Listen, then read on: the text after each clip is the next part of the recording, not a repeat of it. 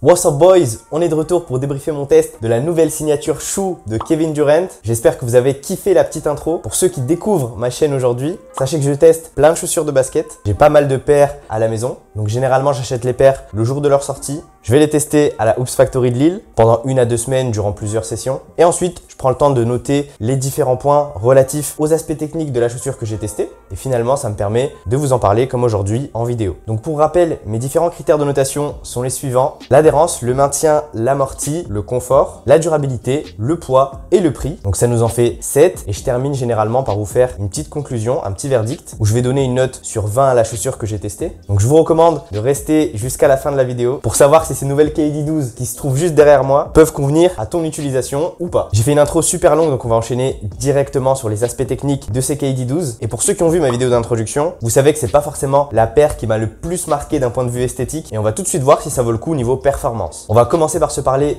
du revêtement de ces nouvelles KD12, et je vous avoue que c'est pas le plus gros avantage de la paire. Pourquoi? Simplement parce que les matériaux utilisés ne sont pas du tout premium. Ce que j'ai remarqué, c'est qu'on a une double couche assez fine qui va parcourir toute la chaussure, qui va être composée d'un tissu style mesh, avec juste en dessous les fibres Flywire, qui sont l'une des nouveautés apportées à la chaussure. Les goûts et les couleurs, ça se discute pas. En revanche, l'aspect visuel ne fait pas très qualitatif. Une fois que tu les as en main, il y a pas mal de petits points de colle, notamment entre la semelle intermédiaire et le revêtement principal. On a aussi 2 empiècements au niveau de la languette et au niveau du talon, dans un matériau que je ne saurais vous définir. Je vous laisse écouter.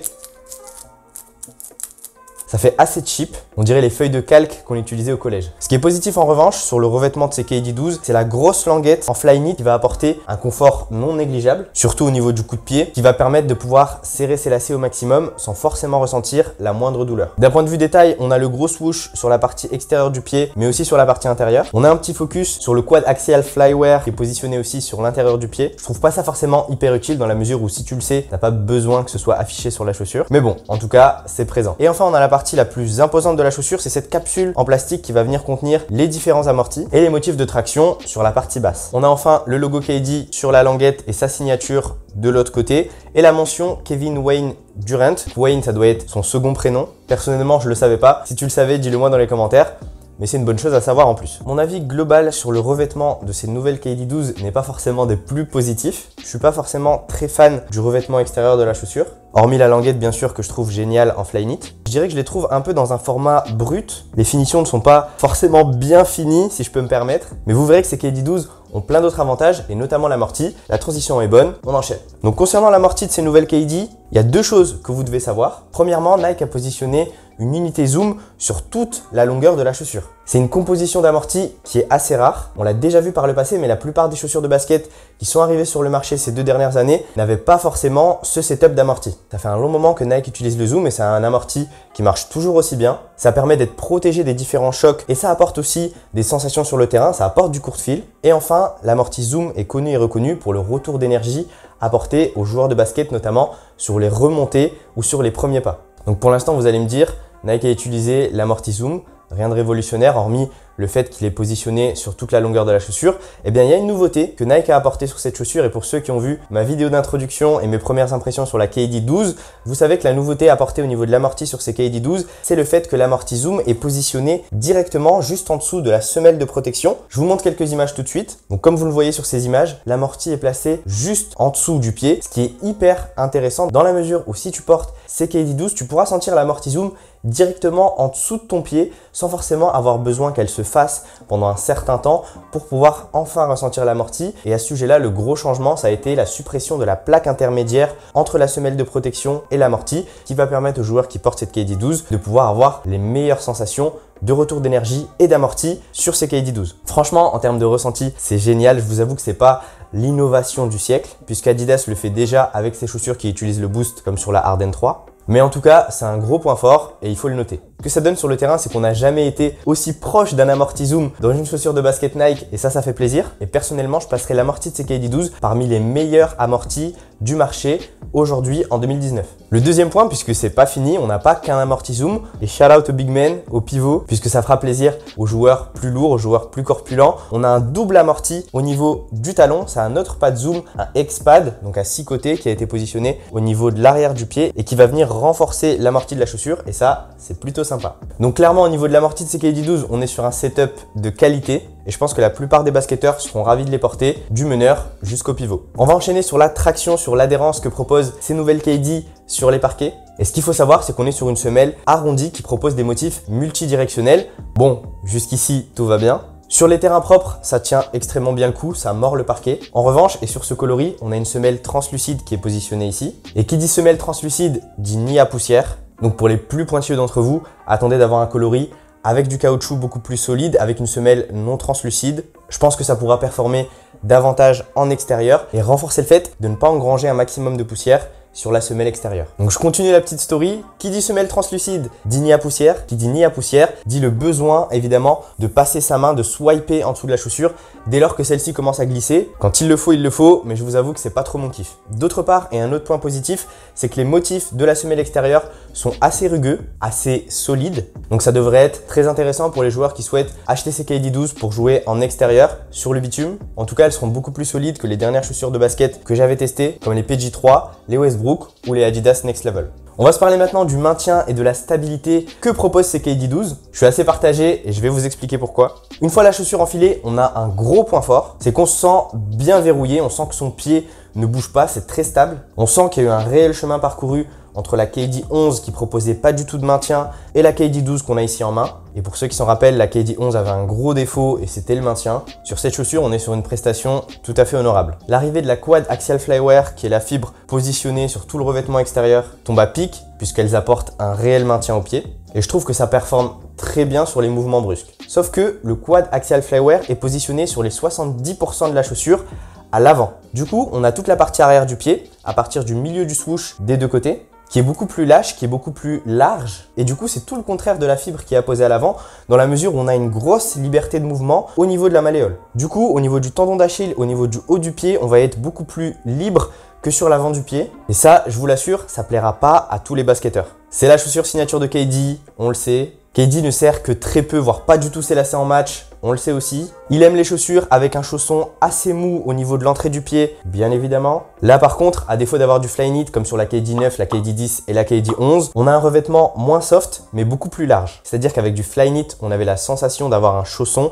Là, c'est beaucoup plus large et on peut sentir son talon, son tendon d'Achille bouger dans le pied sur les différents mouvements. Alors je vous rassure, même si Kevin Durant perd très souvent sa chaussure pendant les matchs, on est soutenu, mais quand je compare aux différentes autres chaussures mid, c'est pas parce qu'on a une tige haute que ce sera très sécurisé au niveau du haut du pied. Bref, en tout cas d'un point de vue global, la chaussure est stable, on est maintenu comme il faut, ça fait le job. En revanche, n'oubliez surtout pas de prendre en compte le point que je vous ai dit en dernier, c'est le fait que le haut de la chaussure est assez large. Donc la différence de maintien entre l'avant de ton pied et l'arrière de ton pied ne sera pas du tout le même. Donc pour ceux qui souhaitent un maintien constant, partez pas sur ces KD12, allez plutôt sur d'autres modèles beaucoup plus compacts. On va aborder ensemble la partie confort du 12e modèle signature de Kevin Durant. Et avant toute chose, il faut savoir, c'est qu'on est sur la chaussure signature de KD. Donc c'est une chaussure qui est censée convenir parfaitement à son pied. Vous connaissez le bonhomme, 2,6 m, une longueur pas possible. Et surtout le point qui nous intéresse, c'est qu'il a des pieds extrêmement longs et extrêmement fins. Je sais pas d'ailleurs quelle pointure il porte. Si jamais tu le sais, dis-le moi aussi dans les commentaires, ça m'intéresse. Mais en tout cas, j'avais fait des petites recherches. Et il suffit pas d'aller loin, hein. Tu vas sur Google, tu tapes Kevin Durant's feet et tu vas voir la longueur de ses pieds et la forme de ses pieds. Je vous les mets à l'image, mais promettez-moi de pas quitter la vidéo.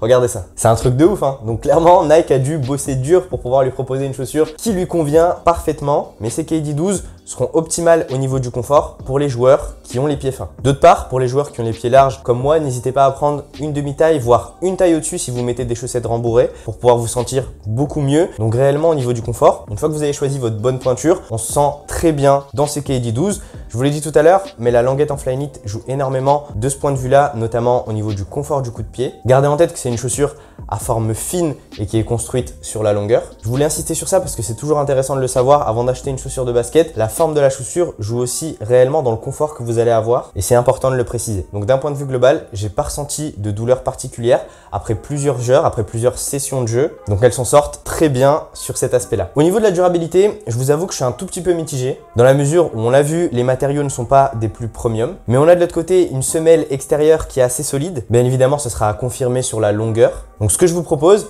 et pour ceux qui souhaitent pas forcément l'acheter tout de suite, je vous ferai un récap sur mon compte Instagram. Donc n'hésitez pas à m'y rejoindre là-bas. En plus, je réponds à tous les messages, à tous les DM. Donc ce sera aussi l'occasion de pouvoir échanger ensemble sur ces KD12 et leur durabilité au bout de 3 mois, au bout de 6 mois, au bout d'1 an. On va enchaîner sur le poids de la chaussure et à la demande générale, j'ai acheté une balance au gramme. Donc ça va me permettre maintenant de pouvoir comparer les différentes chaussures que je teste. Donc merci à tous ceux qui me l'avaient proposé. Ça va me permettre d'ajouter une corde à mon arc et de pouvoir vous parler d'un autre aspect d'une chaussure de basket, être beaucoup plus précis, être beaucoup plus détaillé. Donc ça c'est cool. Au niveau du poids, donc pour en revenir là-dessus, ces KD12 pèsent un peu plus de 400 grammes. Donc ça fait partie de la tranche basse des différentes chaussures de basket. Généralement, quand ça dépasse les 450 grammes, on est sur des poids qui sont plutôt moyens. Après, bien sûr, le poids va dépendre de la pointure que vous allez mettre. Personnellement, je les ai reçus en 43 et je la placerai parmi les chaussures de basket les plus légères actuellement sur le marché. À titre d'info, c'est plus léger qu'une Kyrie 5 qui est réputée pour être la chaussure de référence pour les meneurs. Donc c'est intéressant. On dirait pas du tout qu'elles sont légères au niveau de la forme, mais je vous rassure sur ce point, elles sont